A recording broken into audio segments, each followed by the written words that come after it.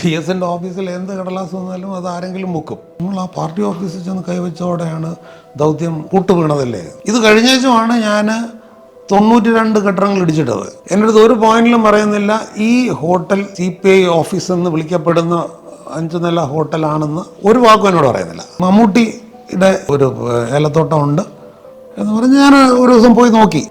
വാസുദേവൻ ഭാര്യയും ഈ പുറമ്പോക്ക് ഭൂമിയിൽ കുടിൽ കെട്ടി താമസിച്ച് വരുന്നു എന്നാണ് മഹസറിൽ എഴുതിയിരിക്കുന്നത്. VSനെ ബ്രീഫ് ചെയ്യൽ എന്ന് പറയുന്നത് അത്ര എളുപ്പമല്ല. തമ്മനം ഷാജി എന്ന് പറയുന്ന അവരുടെ കൂട്ടവുമായി ബന്ധപ്പെട്ട ആരോ ആണ്.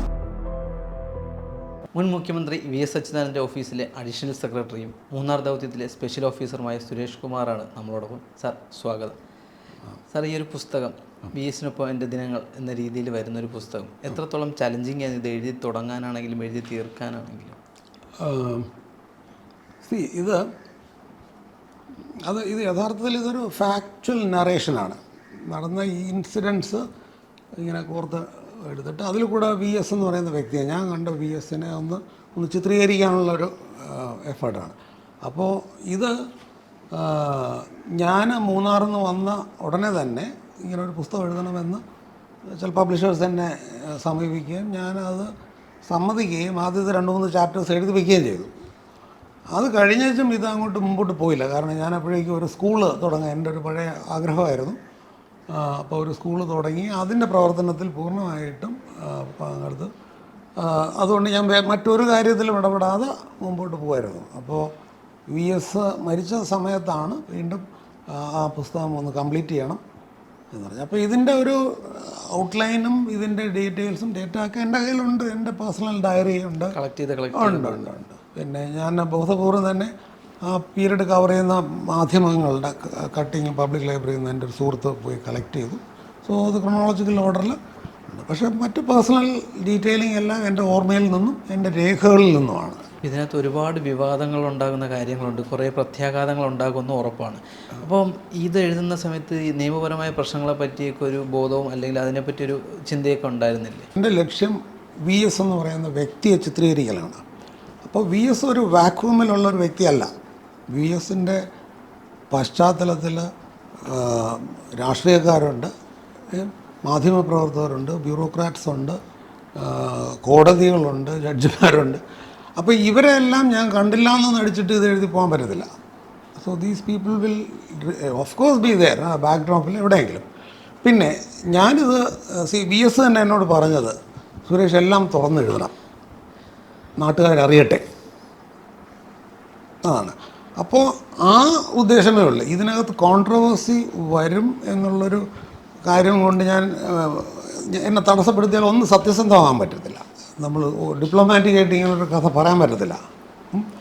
പിന്നെ ഞാൻ പറയുന്നത് ഉത്തമമായിട്ടും അത് ബോധ്യമുള്ള കാര്യങ്ങളാണ്, എനിക്ക് ഉറപ്പുള്ള കാര്യങ്ങളാണ്. അപ്പോൾ ഉറപ്പുള്ള കാര്യങ്ങൾ പറയുന്ന ഒരു പഴയ ശീലമുണ്ട്. അതിൻ്റെ വരുന്ന എന്താ പറയുന്നത്, അതിൻ്റെ കോൺട്രവേഴ്സിയോ അതിന്മേലുള്ള നിയമ നടപടികളോ വന്നാൽ ഞാൻ ഫേസ് ചെയ്യും. I am never going to disown this. ഞാൻ അറിയാതെ എഴുതിപ്പോയെന്ന് പറയത്തില്ല, ഞാൻ അറിഞ്ഞ് ആണ് അതിൽ ഓരോ വാക്കും എഴുതിയിരിക്കുന്നത്. അതിൽ ഉറച്ചു നിൽക്കാൻ ചെയ്യും. ഈ പുസ്തകത്തിൽ പ്രധാനമായിട്ടും പറയുന്ന മൂന്നാർ ദൗത്യത്തെക്കുറിച്ചാണ്. സാധാരണ കാണുന്ന പോലെയല്ല, ഇതിനകത്ത് പെട്ടെന്നാണ് നടപടികൾ ഉണ്ടായത്. അപ്പോൾ എന്തായിരുന്നു VS ഉദ്യോഗസ്ഥർക്ക് ആദ്യം നൽകിയ നിർദ്ദേശം? ഇതിനകത്ത്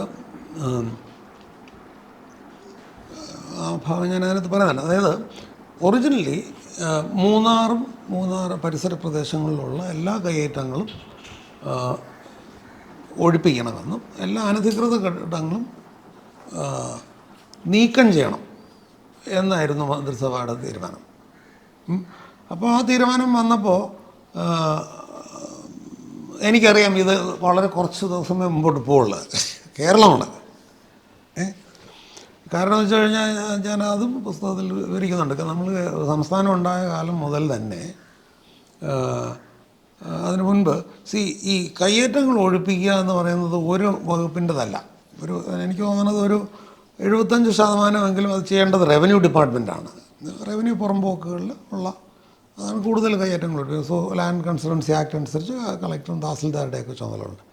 പക്ഷേ ഇതിന് പുറമേയുള്ള പല വകുപ്പുകളിലും ഇൻവോൾവാണ്. ഇപ്പോൾ വനം വകുപ്പിൻ്റെ കീഴിലുള്ള വനം വകുപ്പിൻ്റെ ഉദ്യോഗസ്ഥരാണ് നീക്കം ചെയ്യേണ്ടത്. പിന്നെ ഈ ലോക്കൽ സെൽഫ് ഗവൺമെൻറ് പഞ്ചായത്ത് ഭൂമിയിൽ പെർമിറ്റ് ഇല്ലാതെ കെട്ടിടം പണിയുക, പെർമിറ്റിലെ നിബന്ധനകൾ ലംഘിച്ചിട്ടുള്ളത്, അതെല്ലാം ഇല്ലീഗൽ സ്ട്രക്ചേഴ്സാണ്. അത് ചെയ്യേണ്ടത് പഞ്ചായത്ത് എക്സിക്യൂട്ടീവ് ഓഫീസറും കൂട്ടരുമാണ്. പിന്നെ PWD റോഡ്സിൻ്റെ സൈഡിലുള്ള കയ്യേറ്റങ്ങൾ ഒഴിപ്പിക്കാൻ കളക്ടറുടെ മുഴുവൻ അധികാരവും ഡെലിഗേറ്റ് ചെയ്ത് കൊടുത്തിരിക്കുന്നത് PWD എക്സിക്യൂട്ടീവ് എഞ്ചിനീയർക്കാണ്. നാഷണൽ ഹൈവേ എക്സിക്യൂട്ടീവ് എഞ്ചിനീയർക്ക് അധികാരമുണ്ട്. ഇങ്ങനെ വിവിധ വകുപ്പുകൾക്കും ചെയ്യേണ്ടിയിരുന്ന കാര്യങ്ങളാണ്. അപ്പോൾ ഇത് ഏകോപിപ്പിക്കുക എന്ന് പറയുന്ന ഒരു ചുമതല ഒരുപക്ഷെ കേരളത്തിൽ ആദ്യമായിട്ടായിരിക്കും അങ്ങനെ ഒരു തലത്തിൽ അത് ചെയ്യപ്പെടുന്നത്. കാരണം അതൊരിക്കലും കേരളത്തിൽ നടക്കില്ല. കാരണം എല്ലാ വകുപ്പും വകുപ്പിൻ്റെ മന്ത്രി, മന്ത്രിയുടെ സെക്രട്ടറി, മന്ത്രിയുടെ പ്രൈവറ്റ് സെക്രട്ടറി, ആ വകുപ്പുമായി ബന്ധപ്പെട്ട കോൺട്രാക്ടർമാർ, അതിൻ്റെ അഴിമതി, അത് ഞങ്ങളുടെ സാമ്രാജ്യം. മറ്റേ വകുപ്പ് അതിൻ്റെ മന്ത്രി. അപ്പോൾ നമ്മൾക്ക് ഏത് കൂട്ടുകക്ഷി മന്ത്രിസഭയാണെങ്കിലും ഇടതിൻ്റെ ആണെങ്കിലും പല ഗ്രൂപ്പുകളും പല കോംപ്രമൈസുകളിലുമുള്ള സെറ്റപ്പാണ്.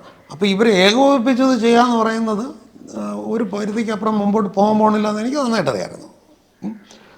പിന്നെ ഇത് വളരെ വേഗം തന്നെ തുടങ്ങണം എന്ന് VS പറഞ്ഞ എന്താണെന്ന് എനിക്ക് ആദ്യം അറിയില്ലായിരുന്നു. പിന്നെ മനസ്സിലാകുന്നത് എൻ്റെ സ്പെഷ്യൽ ഓഫീസറായിട്ട് എൻ്റെ പേര് മന്ത്രിസഭയിൽ പ്രൊപ്പോസ് ചെയ്തത് VS ആണ്. അപ്പോൾ അതിന് മുൻപ് VS എല്ലാ മന്ത്രിമാരോടും ചോദിച്ചത്, ഇങ്ങനെ ഒരു പരിപാടിയുണ്ട്, ഒരു സ്പെഷ്യൽ ഓഫീസറുടെ വയ്ക്കണം, അപ്പോൾ നിങ്ങൾ ആരെങ്കിലും ഒരു ഉദ്യോഗസ്ഥനെ സജസ്റ്റ് ചെയ്യാമോ എന്ന് ചോദിച്ചു. അപ്പോൾ ആരും പറഞ്ഞില്ല, ആരും സജസ്റ്റ് ചെയ്തില്ല. അപ്പോൾ VS പറഞ്ഞു, എന്നാൽ പിന്നെ ഞാൻ എൻ്റെ ഒരാളെ സജസ്റ്റ് ചെയ്യാം. അങ്ങനെ എൻ്റെ പേര്. അപ്പോൾ ഇവരാരും വേണ്ടില്ല. പക്ഷേ ഇത് എൻ്റെ പേര് സജസ്റ്റ് ചെയ്തു എന്ന് അറിഞ്ഞപ്പോൾ തന്നെ അത് ഔദ്യോഗിക പക്ഷം വളരെ രൂക്ഷമായിട്ട് റിയാക്ട് ചെയ്തു എന്നാണ് പറയുന്നത്. പിണറായി സ്പെസിഫിക് ആയിട്ട്. കാരണം ഇത് ഇന്ന വേ പിണറായി പറയുന്നതിൽ അർത്ഥമുണ്ട്. കാരണം ഇത് കൂട്ടുകക്ഷി മന്ത്രിസഭയല്ലേ, അറ്റ്ലീസ്റ്റ് LDFലെങ്കിലും ചർച്ച ചെയ്യണ്ടേ, മറ്റ് ഘടകകക്ഷികളുടെ ഒരു അഭിപ്രായം കൂടെ ചോദിക്കണ്ടേ.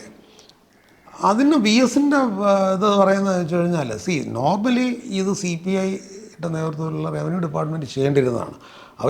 അവർ ചെയ്യുന്നില്ല എന്നുള്ളൊരവസ്ഥയല്ലേ, അവർ മാത്രമല്ല മറ്റു വകുപ്പുകൾ. സോ നമുക്ക് മന്ത്രിസഭയുടെ നേരിട്ടുള്ള ഒരു നിയന്ത്രണത്തിലുള്ള ഒരു ഒരു ബോഡിയെ കൊണ്ട് ഇത് ചെയ്യിപ്പിക്കലേ നടക്കുള്ളൂ എന്ന് VSൻ്റെ തലയിൽ തന്നെ ഉണ്ടായതാണത്. അതാണ് ഞാൻ പറയാറുള്ളതിൽ VSന് ഒരു അഡ്മിനിസ്ട്രേറ്റീവ് അക്യുമെൻ ഉണ്ട്. നമ്മൾ വിചാരിക്കുന്നവരില്ല 6ാം ക്ലാസ് വരെ പഠിച്ചിട്ടുണ്ടെന്നുള്ളതുകൊണ്ടല്ല, പ്രാക്ടിക്കലായിട്ട് കാര്യങ്ങളെ കാണാനായിട്ട്. അതുകൊണ്ടാണ്. അപ്പോൾ എന്നെ സംബന്ധിച്ചിടത്തോളം അപ്പോൾ ഈ പിണറായി വിജയൻ അതുപോലെ ഔദ്യോഗിക പക്ഷം എൻ്റെ ചോയ്സ്, എന്നെ സ്പെഷ്യൽ ഓഫീസറായിട്ട് നിയമിച്ചത് അവർക്ക് ഒട്ടും താല്പര്യമുള്ളൊരു വിഷയമായിരുന്നില്ല. ഒരു കാരണം, ഞാൻ ആക്സസിബിൾ അല്ല. ഞാൻ ആ മന്ത്രിസഭയിൽ ഒരു മന്ത്രിയുടെയും കീഴിൽ വർക്ക് ചെയ്തിട്ടില്ല. ഞാൻ നേരെ VSൻ്റെ മുഖ്യമന്ത്രിയുടെ ഓഫീസിലാണ്. അപ്പോൾ എൻ്റെ അടുത്ത് എന്നെ കോണ്ടാക്ട് ചെയ്ത് എന്നെ സ്വാധീനിക്കാൻ ഇൻഡിവിജ്വൽ മന്ത്രിമാർക്ക് സാധിക്കില്ല എന്നുള്ളത് കൊണ്ടായിരിക്കാം അത് ഭയങ്കരമായിട്ട് എതിർത്ത്. അപ്പോൾ VS പറഞ്ഞു, ഏതായാലും തീരുമാനിച്ചു പോയതല്ലേ. അതൊക്കെ ഞാൻ പിന്നെ പത്രത്തിൽ നിന്നാണ് വായിക്കുന്നത്. തീരുമാനിച്ചതല്ലേ, അപ്പോൾ നമുക്ക് നോക്കാം, അയാൾ നേരെ കാര്യങ്ങൾ ചെയ്യുന്നുണ്ടോ എന്ന് നോക്കാം.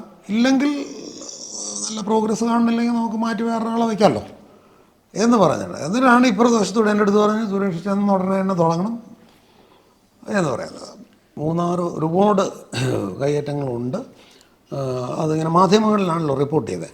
റിപ്പോർട്ട് ചെയ്തപ്പോഴത്തേക്കും മന്ത്രിസഭയിൽ VS ഈ റവന്യൂ മന്ത്രിയായിരുന്ന KP രാജേന്ദ്രനോടും വനം വകുപ്പിൻ്റെ, കാരണം വനം വകുപ്പിനും ഉണ്ട് ഇപ്പോൾ ഏലമലക്കാടുകളും കാര്യങ്ങളൊക്കെ ഉള്ളത്. അപ്പോൾ അവരോട് രണ്ടുപേരുടെ VS ദേഷ്യപ്പെട്ടു എന്ന് എന്നോട് തന്നെ VS പറഞ്ഞു. ഇതെന്താണ്, ആദ്യമായിട്ടാണ് എൻ്റെ മന്ത്രിസഭയിൽ വലിയൊരു അഴിമതി ആരോപണം വരുന്നത്. പ്രത്യേകിച്ച് ഇപ്പോൾ CPIയുടെ ജനയുഗം ഫണ്ടിന് വേണ്ടി വലിയ തുകകൾ പിരിക്കുന്നു എന്നുള്ളതാണ്. അപ്പോൾ ഈ വലിയ തുകകൾ പിരിക്കുന്നു എന്ന് ഉള്ളത് വന്നു കഴിഞ്ഞപ്പോഴത്തേക്കും ആണ് VS വളരെ വയലൻ്റായിട്ട്. എന്നിട്ട് ഇവരെ രണ്ടുപേരെ അങ്ങോട്ട് വിടായിരുന്നു. വിട്ടു കഴിഞ്ഞിട്ട് ഇവരവിടെ പോയി ഈ മൂന്നാറിലേക്ക് പോയി 3-4 കാര്യങ്ങളാണ് അവർ ചെയ്തത്. ഒന്ന്, ഇവർ ഈ ഓഫീസേഴ്സിന് മുഴുവൻ ട്രാൻസ്ഫർ ചെയ്ത്, എക്സെപ്റ്റ് രത്തൻ കേൽക്കർ. പിന്നെ ഇവർ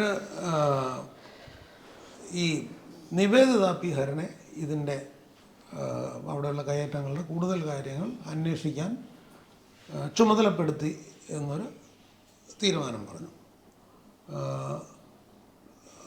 ഇത് രണ്ടും ആണ് തീരുമാനിച്ചിട്ട് ഇവർ ഇത് വന്ന് വി എസിനോട് മുഖ്യമന്ത്രിയുടെ അടുത്ത് റിപ്പോർട്ട് ചെയ്യായിരുന്നു. അടുത്ത മന്ത്രിസഭയിലായിരുന്നു അത് റിപ്പോർട്ട് കൊടുത്തത്. ഈ നിവേദിത പി ഹരനാണ് ഇങ്ങനെ ഒരു റിപ്പോർട്ട് തയ്യാറാക്കാൻ പോകുന്നത് അവിടുത്തെ കയ്യേറ്റങ്ങളെക്കുറിച്ച് എന്ന് കേട്ടപ്പോൾ വി എസിനെ, അതും അദ്ദേഹം എന്നോട് നേരിട്ട് പറഞ്ഞ കാര്യമാണ്. വി എസിനെ ഈ പി സി ജോർജ് നേരിട്ട് വന്ന് കണ്ടിട്ട് 2-3 കാര്യങ്ങളാണ് പറഞ്ഞത്.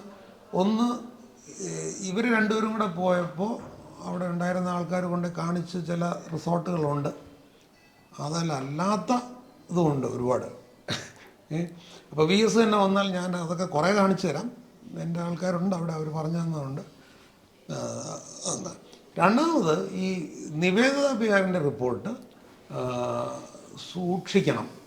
കാരണം നിവേദിത പി ഹരൻ റവന്യൂ വകുപ്പിന് CPIക്ക് വേണ്ടി നിൽക്കുന്ന ഒരു ഉദ്യോഗസ്ഥയാണ്. അവർ വളരെ ഫെയർ ആയിട്ടുള്ളതല്ല എന്നുള്ളൊരു ഇംപ്രഷൻ വി എസിന് കൊടുത്തത് പി സി ജോർജാണ്.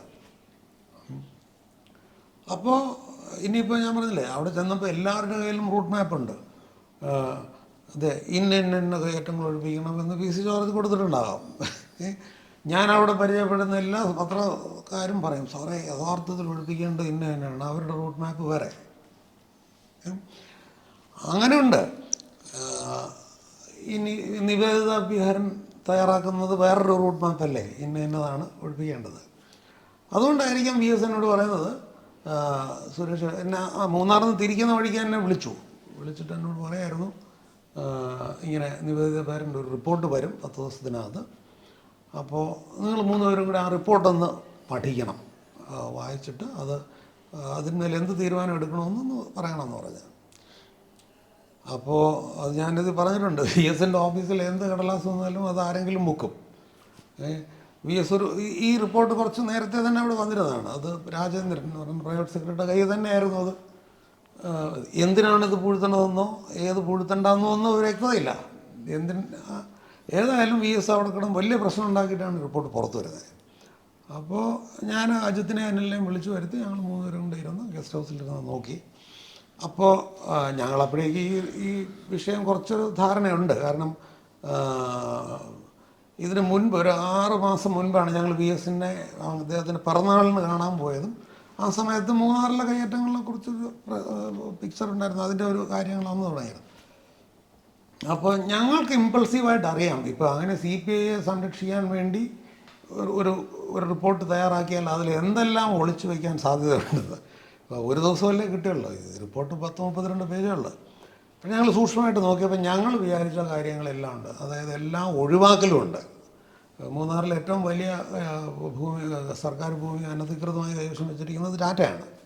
ടാറ്റയുടെ കയ്യിൽ 10,000-കണക്കിന് ഏക്കർ ഭൂമിയെ കുറിച്ച് ഒരു വാചകം പോലും ഇല്ല അതിൽ. ഇപ്പോൾ രവീന്ദ്രൻ പട്ടയം എന്ന് പറഞ്ഞ് കേൾക്കാത്ത ആരുമില്ല. പക്ഷേ റവന്യൂ സെക്രട്ടറി കേട്ടിരുന്നില്ല ആ റിപ്പോർട്ടിൽ, അങ്ങനൊരു സാധനമില്ല. പിന്നെ വേറെയുള്ളത് കുറച്ച് ടെക്നിക്കലാണ്. ഇപ്പോൾ ഏലമല കാടുകളിൽ ഏല കാടുകളെന്ന് പറയാതെ യഥാർത്ഥത്തിൽ വനം ആണ്. അപ്പോൾ ആ വനം വൃക്ഷങ്ങളെ പൂർണ്ണമായും സംരക്ഷിച്ചുകൊണ്ട് അതിൻ്റെ അതിൻ്റെ തണൽ ഏലകൃഷി ചെയ്യാനാണ് നിയമം പറയുന്നത്. അപ്പോൾ അത് പാട്ടമായിട്ടാണെങ്കിലും പട്ടയമാണെങ്കിൽ പോലും. അപ്പോൾ ഇത് ലംഘിച്ച് അവിടെ ഏലകൃഷി അല്ലാത്ത വേറെ എന്തെങ്കിലും ചെയ്താൽ അത് നിയമവിരുദ്ധമാണ്. അപ്പോൾ ആ പട്ടയം റദ്ദാക്കി ഭൂമി എടുക്കാൻ ഗവൺമെൻറ്റിന് ഉത്തരവാദിത്തമുണ്ട്, വനമാണ്. ഇതില്ല. ഇത്തരത്തിൽ പിന്നെ ഈവൻ നോർമൽ ലാൻഡ് അസൈൻമെൻറ്റ് തന്നെ ഇപ്പോൾ ഒരു കുടിൽ കെട്ടി എന്താ പറയുക, കിടപ്പാടും ഇല്ലാത്ത ഒരാൾക്ക് 5 സെൻറ്റ് ഭൂമി കൊടുക്കുകയാണ്. അപ്പോൾ അയാൾക്ക് വീട് വെച്ച് താമസിക്കാൻ വേണ്ടിയാണ് കൊടുക്കുന്നത്. അവിടെ ഒരു മൃഗാങ്കട പോലും ഇതിനോടൊപ്പം ചെയ്യാനായിട്ട് അന്നത്തെ നിയമം അനുവദിക്കുന്നില്ല. അപ്പോൾ അത് ബ്ലേറ്റൻ്റായിട്ട് വയലേറ്റ് ചെയ്ത് അവിടെ 5 നില 6 നില ഹോട്ടൽ പണിയുന്നത് നിയമവിരുദ്ധമാണ്. അങ്ങനെയുള്ളതും ഇല്ല ഇവരുടെ റിപ്പോർട്ടിൽ. അപ്പോൾ മൂന്നാറിലുള്ള കയറ്റങ്ങളുടെ യഥാർത്ഥ ഒരു രൂപം അല്ല ഇവർ പറഞ്ഞിരിക്കുന്നത് എന്ന് ഞാൻ പറഞ്ഞു. ഞങ്ങളത് അന്ന് തന്നെ വൈകുന്നേരം വായിച്ചു കഴിഞ്ഞ് വെച്ചാൽ വൈകുന്നേരം VS ബ്രീഫ് ചെയ്തു. അപ്പോൾ ഞാൻ എൻ്റെ സജഷനായിട്ട് പറഞ്ഞതാണ്, നിവേദിത പിയറിൻ്റെ റിപ്പോർട്ട് അംഗീകരിച്ചു എന്നോ നിരസിച്ചു എന്നോ തീരുമാനിക്കേണ്ട. മൂന്നാറും പരിസര പ്രദേശങ്ങളിലുള്ള കയ്യേറ്റങ്ങൾ മുഴുവൻ ഒഴിപ്പിക്കുമെന്നും അനധികൃത ഘടനകൾ നീക്കം ചെയ്യുമെന്നും. അങ്ങനെ വരുമ്പോൾ അത് ചെയ്യാൻ ഗവൺമെൻറ്റിന് ഒരു ഫുൾ സ്പേസ് കിട്ടും. അല്ലെങ്കിൽ നമ്മൾ കൺസ്ട്രെയിൻ്റ് ആണ്, ഇത് മാത്രമേ നോക്കാൻ പറ്റുള്ളൂ. അപ്പോൾ ചുരുക്കി പറഞ്ഞു കഴിഞ്ഞാൽ അത് ചെയ്യാൻ ചുമതലപ്പെടുത്തുന്ന ആൾക്ക് അയാളുടേതായ ഒരു റോഡ് മാപ്പ് ഉണ്ടാക്കാം. നല്ലൊരു ഏല കർഷകൻ മമ്മൂട്ടിയാണെന്നും അതിനകത്തൊരു പരാമർശം ഉണ്ടല്ലോ. ഉണ്ട്, അത് ഞാൻ നേരിട്ട് കണ്ടതാണത്.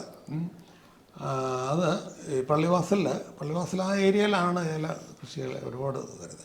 അപ്പോൾ അവിടെ നമ്മൾ കാണുന്ന എല്ലാം വളരെ വികൃതമായ ഇതാണ്. 10-50 ഏക്കർ ഭൂമി, വനഭൂമി, ഏലകൃഷിക്ക് വനമാണ്. എല്ലാ വൃക്ഷങ്ങളെയും വെട്ടി നീക്കി ആ റിസോർട്ടുകളുടെ ആ പ്രോപ്പർട്ടിയുടെ അകത്ത് തന്നെ ഇല്ലീഗലായിട്ട് ക്വാറികൾ 4-5 ക്വാറി, അതിൽ നിന്ന് പാറ പൊട്ടിച്ച് പാറ ഉപയോഗിച്ച് കോട്ടേജുകൾ പണിയാം, 40 കോട്ടേജ്. അങ്ങനെ അതിൽ പോകുന്ന അരുവിയെ തടഞ്ഞു വെച്ച് ആ വെള്ളം ഈ റിസോർട്ടിന് വേണ്ടി ഉപയോഗിക്കുക. ഇത് 1-2 അവിടെ ഒരുപാട് ഇങ്ങനെയുണ്ട്. അപ്പോൾ അതെല്ലാം വയലേഷനാണ്. അപ്പോൾ ഇത് ആണ് ഞാനവിടെ കണ്ടതും. 3-4 ആദ്യമേ തന്നെ ഒഴിപ്പിച്ചത്. അപ്പോൾ ആ കൂട്ടത്തിലാണ് ഈ മമ്മൂട്ടിയുടെ ഒരു റിസോർട്ട്, ഈ ഒരു ഏലത്തോട്ടമുണ്ട് എന്ന് പറഞ്ഞ് ഞാൻ ഒരു ദിവസം പോയി നോക്കി. അപ്പോൾ ആ പ്രദേശത്ത് ഈ ഏലപ്പാട്ട നിയമ ചട്ടങ്ങൾ വളരെ കൃത്യമായി പാലിക്കുന്ന, ഏലകൃഷി മാത്രം ചെയ്യുന്ന ഒരൊറ്റ റിസോർട്ട് അതായിരുന്നു. വേറൊരു കാര്യം അവിടെ വളർത്തുന്നില്ല. ഇതിൽ ഇവർക്ക് ഒരു കോട്ടേജ് മെയിൻറ്റെയിൻ ചെയ്യാം, അങ്ങനെയുണ്ട്. അപ്പോൾ ആ കോട്ടേജിൽ നന്നായിട്ട് വൃത്തിയായിട്ട് അത് കീപ്പ് ചെയ്യുന്നൊരു കോട്ടേജാണ്. ഇവിടെ ഇടയ്ക്കിടയ്ക്ക് മമ്മൂട്ടിയും കുടുംബവും താമസിക്കും.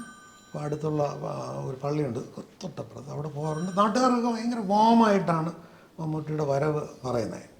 അപ്പോൾ ഞാനത് അത്ഭുതപ്പെട്ടു പോയി. ഞാൻ പിന്നീട് VS പറഞ്ഞു, ഇതാണ് ആകെ കണ്ട, അതില്ല ശാന്തമ്പാറ പോകുന്ന സമയത്ത് കണ്ട അതൊരു ഭീകര സാധനമായിരുന്നു, 10,000 ഏക്കർ ഭൂമി. അപ്പോൾ ഞാൻ പറഞ്ഞു, അതും ഇത് വനമാണ്, അതിന് പാരിസ്ഥിതികമായ പ്രശ്നങ്ങളുണ്ട്, കർക്കശമായ നിയമങ്ങളുണ്ട്. അത് പാലിച്ച് ചെയ്യുന്ന ഒരെണ്ണമേ ഞാൻ കണ്ടുള്ളൂ. അപ്പോൾ ഏലകർഷകരുടെ സംഘടന CPI-യുമായിട്ട് ധാരണ ആയി എന്ന് പറയാൻ അങ്ങനെ അധികം ഏലകർഷകരെ ഒന്നും അവിടെ കണ്ടില്ല. ഞാൻ VS പറഞ്ഞു. ഈ അന്ന് ദേവികുളം സബ് കളക്ടറാണ് കേൾക്കർ. അദ്ദേഹത്തിനെ പറ്റി വിമർശിച്ച് പുസ്തകത്തിനകത്ത് എഴുതിയിട്ടുണ്ട്. ഇന്ന് അദ്ദേഹം പ്രൈവറ്റ് സെക്രട്ടറിയാണ്. എന്തായിരുന്നു ആ വിമർശനങ്ങളുടെയൊക്കെ കാരണം? ഇതിനകത്ത് അജ്മൽ, ഇതിപ്പോൾ ആണ് ഇപ്പോൾ കഴിഞ്ഞ 3-4 ദിവസമായിട്ടുള്ള കോൺട്രവേഴ്സിയാണ്.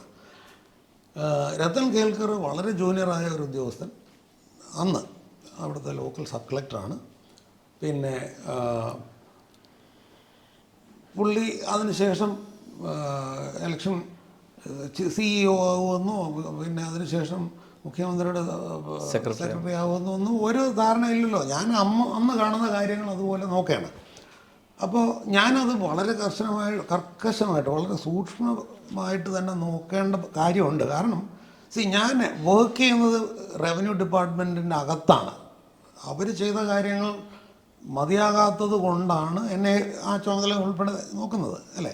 അപ്പോൾ അവരെങ്ങനെയാണ് ഇവിടെ ചെയ്തിരുന്നത്? ഈ കാണുന്ന ഇല്ലീഗൽ റിസോർട്ടും കാര്യങ്ങളും ഇവിടെ ഉടലെടുത്തതിൻ്റെ പുറകിൽ ഇവരുടെ വീഴ്ചകൾ ഉണ്ടെന്നുള്ളതും കൂടെ ഞാൻ നോക്കുന്നുണ്ട്.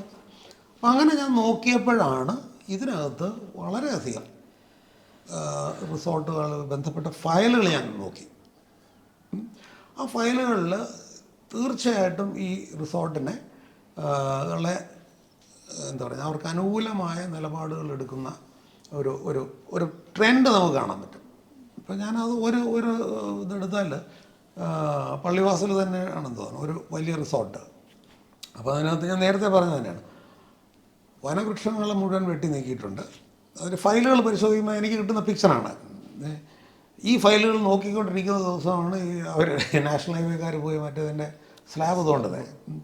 ഞാൻ ഫയലിൽ കണ്ടത് എത്രയോ വൃക്ഷങ്ങൾ വെട്ടിയിട്ടുണ്ട് ആ ഒറ്റ പ്രദേശത്ത്. അതിന് ഫോറസ്റ്റുകാർ 10-75 ഫോറസ്റ്റ് കേസുകൾ എടുത്തിട്ടുണ്ട്.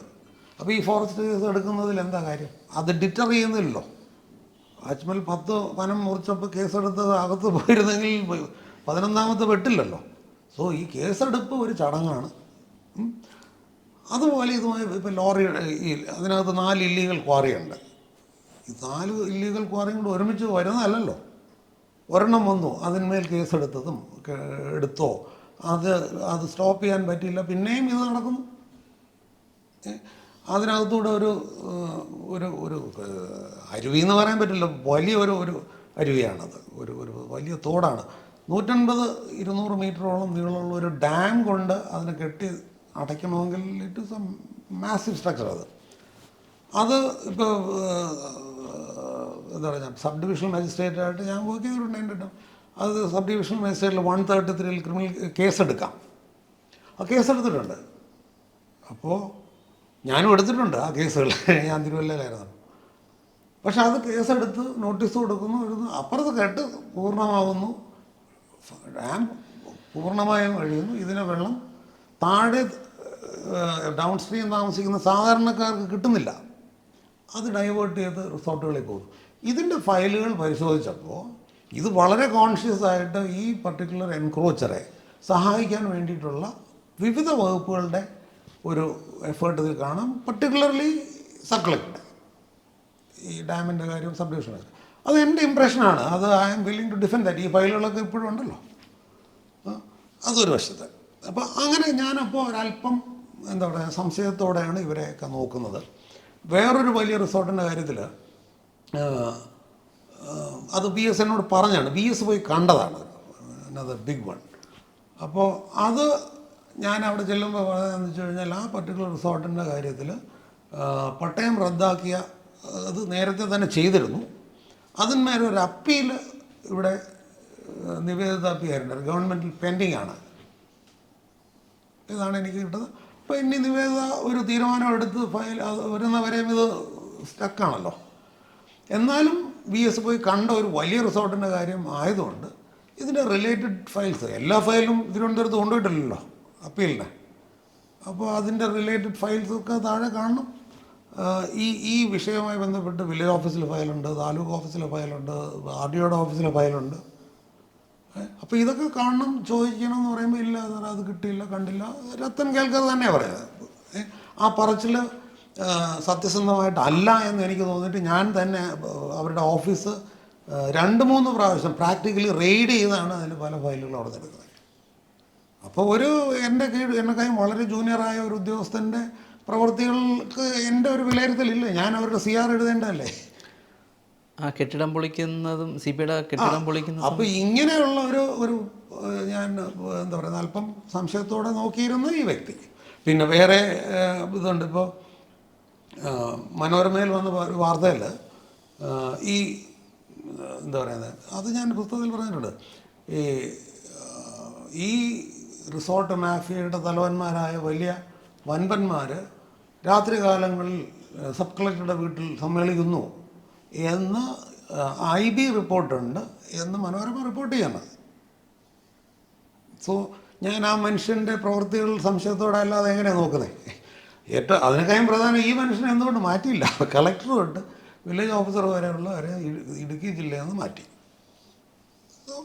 പുള്ളിയുടെ പ്രവൃത്തികൾ. പിന്നെ ഇതിൻ്റെ സ്ലാബിൻ്റെ കാര്യത്തിൽ അത് അതിനകത്ത് ഒരുപാട് കാര്യങ്ങളുണ്ട്. ഞാൻ നേരത്തെ പറഞ്ഞ വലിയ റിസോർട്ടിൻ്റെ ഫയലുകൾ പഠിച്ചുകൊണ്ടിരിക്കുകയാണ്. അതിൻ്റെ തലേ ദിവസം ഞാൻ ഈ ചെന്ന ദിവസം തന്നെയാണ് ആ എന്താ പറയുക സമ്മർ കാസിൽ നിന്ന് മറ്റേ പറഞ്ഞിട്ട് ടൗണിലുള്ള ഒരു 5 നില കെട്ടിടം, അതിന് പെർമിറ്റിന് അപേക്ഷിച്ചിട്ട് പോലും ഇല്ല ഒരു കോർപ്പറേഷൻ പഞ്ചായത്തിൽ. സാധാരണ പെർമിറ്റ് കിട്ടിയിട്ട് അതിൻ്റെ ലംഘനങ്ങൾക്കാണ് ചെയ്യുന്നത്. ഇത് പെർമിറ്റ് കൊടുത്ത് അപേക്ഷിച്ചിട്ട് പോലുമില്ല. അത് നീക്കം ചെയ്തു. അത് ടെക്നിക്കലി ഇതൊക്കെ അതാത് ഡിപ്പാർട്ട്മെൻറ്റാണ് ചെയ്യുന്നത്. മൂന്നാർ പഞ്ചായത്തിലെ എക്സിക്യൂട്ടീവ് ഓഫീസറാണ് ചെയ്യുന്നത്. ഞങ്ങളതിന് കൂടെയുണ്ട്. അവരെ ഒന്ന് സഹായിക്കുന്നു എന്നുള്ളതാണ് നിയമപരമായിട്ട്. അപ്പോൾ അത് ചെയ്തുകൊണ്ടിരിക്കുന്ന സമയത്താണ് അതിൻ്റെ നാഷണൽ ഹൈവേയുടെ എക്സിക്യൂട്ടീവ് എഞ്ചിനീയർ എന്നോട് വന്ന് പറഞ്ഞു, അതായത് ആ ദേവികുളം ഹൈവേയിലേക്ക് പോകുന്ന ഭാഗത്ത് റോഡിൻ്റെ ഒരു വളവിൽ 5 വലിയ കെട്ടിടങ്ങളുണ്ട്. 4 5 3 നില 4 നില കെട്ടിടങ്ങളുണ്ട്. അപ്പോൾ ഇതിലെല്ലാം പുതിയ ഒരു നിര മുറികൾ പുതുതായിട്ട് കെട്ടിയിട്ടുണ്ട് നാഷണൽ ഹൈവേയിലേക്ക് എൻക്രോച്ച് ചെയ്തിട്ട്. അപ്പോൾ ഇയാൾ 2 ആഴ്ച മുമ്പ് ഇവർക്കൊക്കെ നോട്ടീസ് കൊടുത്തു. ഇതിനകത്ത് ആക്ച്വലി നോട്ടീസ് കൊടുക്കുന്നത് അവരുടെ പണിയാണ്, അവർ ചെയ്യുമായിരിക്കും. ബട്ട് അത് കഴിഞ്ഞ ശേഷം അതിൻ്റെ അടുത്ത സ്റ്റെപ്പിലേക്ക് പോകാനായിട്ടുള്ളൊരു സപ്പോർട്ട് പൊളിറ്റിക്കലായിട്ടും അല്ലാതെയും കൊടുത്തില്ലെങ്കിൽ ഉദ്യോഗസ്ഥർക്കൊന്നും ചെയ്യാൻ പറ്റത്തില്ല. അപ്പോൾ ഇയാൾ നോട്ടീസ് കൊടുത്ത് അവർ പരിഹസിച്ച് ഇങ്ങനെ നടക്കുകയാണ്. അപ്പോൾ സാറൊന്ന് വന്ന് നോക്കണം, സാറൊന്ന് കണ്ടാൽ തന്നെ അവർ തന്നെ പൊളിച്ചുകൊണ്ട് പോയേക്കും. ഇതാണ് ഇയാൾ പറയുന്നത്. അപ്പോൾ ഞാൻ ആ സമ്മർ കാസലിൻ്റെ റിമൂവൽ നടന്നുകൊണ്ടിരിക്കുന്ന അന്ന് തന്നെ ഞാൻ ഇയാളെയും കൂട്ടിയിട്ട് ആ ദേവികുളം ഹൈവേയിലേക്ക് പോകുന്ന സ്ഥലത്ത് നാഷണൽ ഹൈവേയിലേക്ക്. അപ്പോൾ അത് വളരെ ഓബ്വിയസ് ആയിരുന്നു, കാരണം നാഷണൽ ഹൈവേക്ക് 30 മീറ്റർ ഉണ്ടാകും എന്നാണ് സങ്കല്പം. അപ്പോൾ ആ റോഡിൻ്റെ സെൻറ്റർ പോയിൻ്റ് എടുത്തിട്ട് 15 മീറ്റർ അങ്ങോട്ട് വരച്ചാൽ കൃത്യമായിട്ട് നമുക്കറിയാം എത്ര മീറ്ററാണ് ഇങ്ങോട്ട് കെട്ടിരിക്കുന്നത്. അപ്പോൾ ഞാനത് കാണിച്ചു കൊടുത്ത് വെച്ചാൽ ഞാൻ അതിൻ്റെ ആൾക്കാരോട് ഞാൻ പറഞ്ഞു, നിങ്ങൾ തന്നെ ഇതങ്ങ് തന്നെ റിമൂവ് ചെയ്യുന്നതാണ് നല്ലത്. ഈ നാഷണൽ ഹൈവേ ഉദ്യോഗസ്ഥന്മാർ അടുത്ത ദിവസം JCB കൊണ്ടുവന്ന് ഈ ഫ്രണ്ടിലുള്ള ഒരു നല്ല കെട്ടിടം മുറി നീക്കം ചെയ്യാൻ ശ്രമിച്ചാൽ ഒരു പക്ഷേ അതിൻ്റെ പുറകിലുള്ളതും പോകും, അത് നിങ്ങൾക്ക് നഷ്ടമല്ലേ, അതുകൊണ്ട് നിങ്ങൾ സ്വയം ഇത് നീക്കം ചെയ്യുന്നതാണ് നല്ലതെന്ന് പറഞ്ഞ് പോന്നു. അതിന് അടുത്ത ദിവസമാണ് ഞാനിരുന്ന് ഈ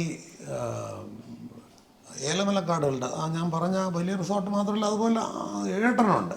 അപ്പോൾ ഇതിങ്ങനെ നോക്കി. അപ്പോൾ ഏലമലക്കാടുകളിലുള്ള ആദ്യത്തെ ചെയ്യണം അടുത്ത ദിവസം എന്നുള്ളതിന് എനിക്കൊരു താല്പര്യമായിരുന്നു. കാരണം ഞാൻ നേരത്തെ പറഞ്ഞു ഇത് അധികം കാലം ഓടില്ലെന്ന് എല്ലാവർക്കും അറിയാം. എനിക്കാണ് ഏറ്റവും കൂടുതൽ അറിയാവുന്നത്. ഏതാണ്ട് 4500 കയ്യേറ്റങ്ങൾ 3 മാസം കൊണ്ട് ഒഴിപ്പിക്കുക എന്ന് പറയുന്നത് ഇമ്പോസിബിളാണ്. അപ്പോൾ ചെയ്യാവുന്നത്രയും പെട്ടെന്ന് ചെയ്യാം എന്നുള്ളതാണ്. അപ്പോൾ ഞാനത് പഠിച്ചുകൊണ്ടിരിക്കുന്ന സമയത്താണ്, അപ്പോൾ അന്ന് രാവിലെ, അതുകൊണ്ട് ഞാൻ ഫീൽഡിൽ പോകുന്നില്ല, ഞാൻ അന്നിപ്പോൾ രാജു നാരായണസ്വാമി ചാർജ് എടുത്ത് കളക്ടറായിട്ട് വന്നിട്ടുണ്ട്. അപ്പം ഞാൻ പറഞ്ഞു രാജുവും ഋഷിരാജും കൂടെ പോയിട്ട് ഈ നാഷണൽ ഹൈവേയിൽ ഇയാൾ നാഷണൽ ഹൈവേ എക്സിക്യൂട്ടീവ് എഞ്ചിനീയർ ഇന്നലെ കാണിച്ച ആ ഏരിയയിൽ അവർ തന്നെത്താൻ ഒഴിഞ്ഞു മാറിയോ എന്നൊന്ന് നോക്ക്, ഇനി വേണ്ടി വന്നാൽ അവർക്ക് ഇതൊക്കെ നീക്കം ചെയ്യാൻ JCBയുടെ സഹായം വേണമെങ്കിൽ അതും പ്രൊവൈഡ് ചെയ്യുക, ഞാനിത് നോക്കട്ടെ എന്ന് പറഞ്ഞ് ഞാൻ ഇരുന്ന് വായിക്കുകയാണ്. വൈകുന്നേരം ആയപ്പോഴത്തേക്കും എന്നെ രത്തൻ കേൽക്കറാണോ മോഹൻദാസാണോ ഒരാൾ വിളിച്ചിട്ട് പറഞ്ഞു, ഋഷിരാജ് സിംഗാണ്, അതായത് അവിടുത്തെ ആ 4 കെട്ടിടങ്ങളും രത്തൻ കേൽക്കർ തന്നെയാണ്. ആ 4 കെട്ടിടങ്ങളും അവർ സ്വയം തന്നെ ഫ്രണ്ടിലുള്ള മുറി സ്വയം നീക്കം ചെയ്തു. എന്നിട്ട് അവർ സ്വയം തന്നെയാണ് നീക്കം ചെയ്തതെന്ന് അവർ രേഖാമൂലം എഴുതി തരികയും ചെയ്തു. അപ്പോൾ അതുകൊണ്ട് ആ ഓപ്പറേഷൻ കഴിഞ്ഞു എന്ന് പറഞ്ഞു. അപ്പോൾ ഇനി അവർ തിരിച്ചു പോകും. ഞാൻ മനസ്സിലാക്കിയത് ഋഷിരാജ് സിംഗും സ്വാമിയും തിരിച്ചു പോവുകയും ചെയ്തു. ഞാനിവിടെ തകൃതിയായിട്ട് പഠിക്കുകയാണ്. എനിക്ക് നാളെ ഒരു റിസോർട്ട് റിമൂവ് ചെയ്യണമെങ്കിൽ ആ ഭൂമി ഗവൺമെൻറ് പൊസഷൻ എടുത്തു എന്ന് ഓൾറെഡി ഒരു നോട്ടീസുണ്ട്. ബട്ട് അതിന് പുറമെ നിങ്ങൾ സ്വയം 24 മണിക്കൂറിനകം അത് ഒഴിഞ്ഞ് മാറണം, ഇല്ലെങ്കിൽ ഞങ്ങൾ നീക്കം ചെയ്തിട്ട് നിങ്ങളെ ഇന്ന് ചിലവ് ഈടാക്കും എന്ന് പറഞ്ഞിട്ടൊരു നോട്ടീസ് കൊടുക്കണം. അത് ഇന്ന് കൊടുത്താലേ എനിക്ക് നാളെ വൈകുന്നേരത്തോടെ അത് ചെയ്യാൻ പറ്റത്തില്ല. അപ്പോൾ ഈ നോട്ടീസ് തയ്യാറാക്കി ഈ തഹസിൽദാരെ കൊണ്ട് സെർവ് ചെയ്യാൻ കൊടുത്ത് അത് തിരിച്ച് വരണം കാത്തിരിക്കുന്നതിനിടയ്ക്ക് എനിക്ക് വേറെ ഒന്നും നോട്ടമില്ല.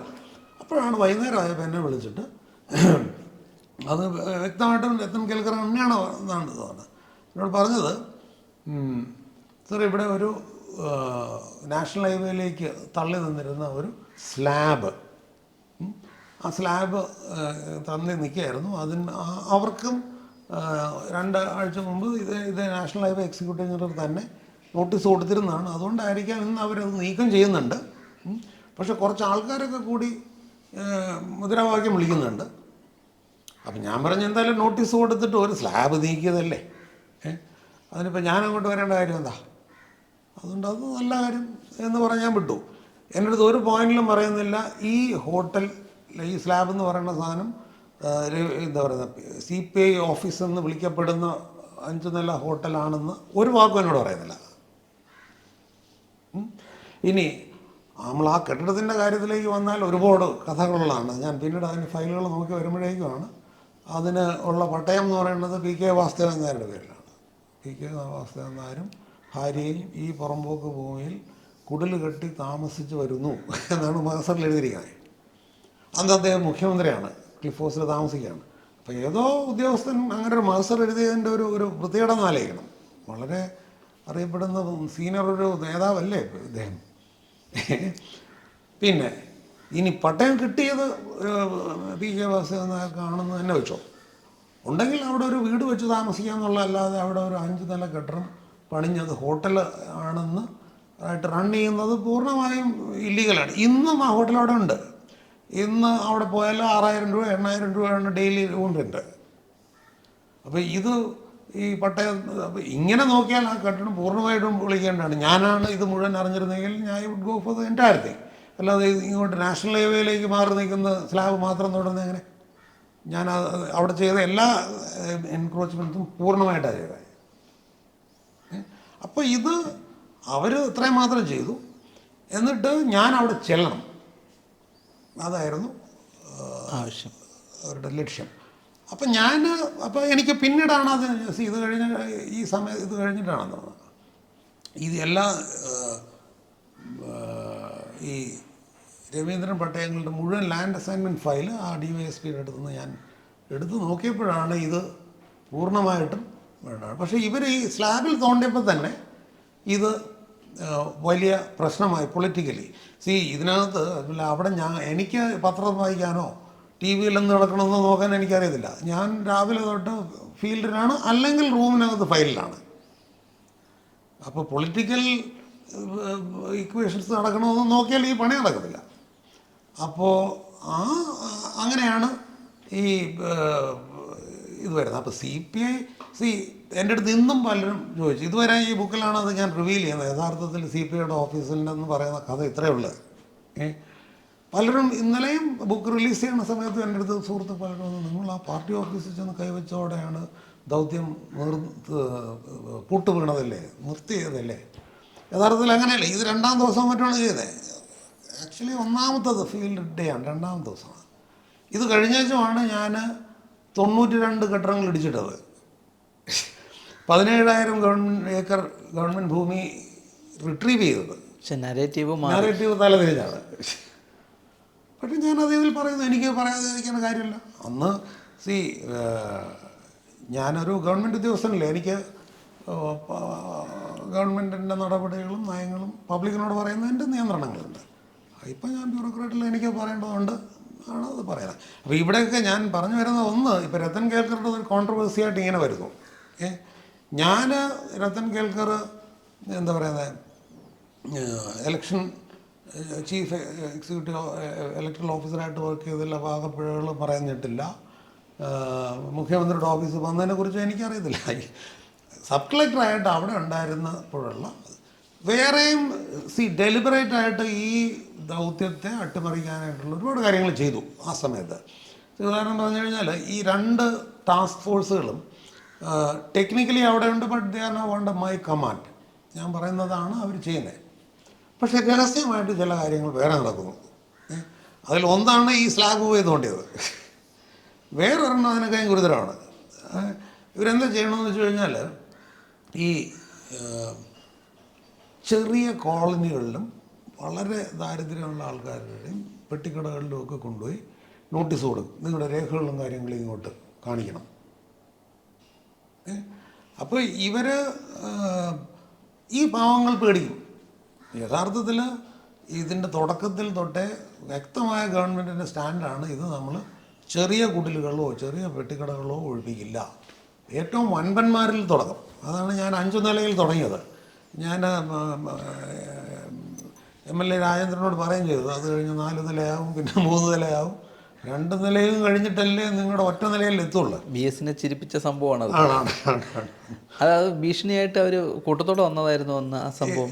രാജേന്ദ്രൻ്റെ MLA ഒക്കെ വന്നിട്ടല്ലേ ആ കാര്യം സംസാരിക്കില്ല. അത് വളരെ ഫ്രണ്ട്ലി ആയിട്ടാണ് വന്നത്, ഭീഷണിയല്ല. അല്ല. അത് ആദ്യത്തെ ദിവസം തന്നെയാണ്. ഞാൻ അവിടെ പോയിട്ട് ഈ സമ്മർ കാസിൽ പൊളിക്കുന്ന ദിവസം തന്നെ ഞാൻ പോയി ഈ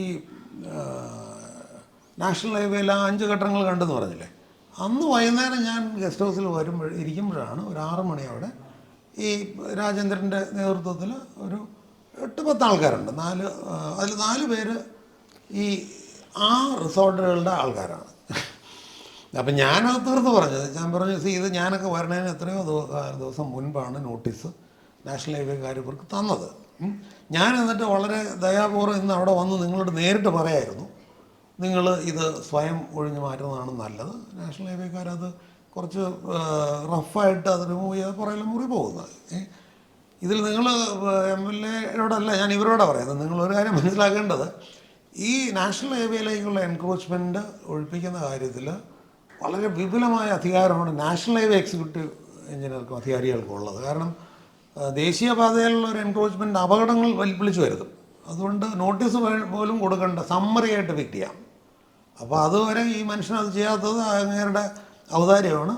ഈ കാര്യം നമ്മൾ സംസാരിക്കാൻ വേണ്ട, ഞാൻ പറഞ്ഞ പോലെ സ്വയം ഒഴിഞ്ഞു പോകണതാണ് നല്ലത് എന്ന് പറഞ്ഞപ്പോൾ അവർക്ക് മനസ്സിലായി. അവർ 4 പേരും പോയി. പിന്നീടാണ് രാജ്യത്ത് പറയുന്നത് മറ്റ് 4-5 പേരുണ്ട്. അപ്പോൾ അവർ ഇവിടെ വ്യാപാരി വ്യവസായി സംഘടനയുടെ പ്രതിനിധികളാണ്. അപ്പോൾ പറയുന്നത് ഈ ടൗണിലുള്ള ഈ ഇതൊക്കെ മാറിക്കഴിഞ്ഞാൽ മൂന്നാർ പട്ടണം ഉണ്ടാവില്ല. അപ്പം ഞാൻ പറഞ്ഞു, ഞാൻ ഈ നാട്ടിലുള്ളതാണ്, ഞാനൊരു 10 സ്കൂളിൽ പഠിക്കുമ്പോഴാണ് മറ്റേ മൂന്നാർ പോയിട്ടുണ്ട്. അന്നും മൂന്നാർ പട്ടണം ഇല്ലായിരുന്നു.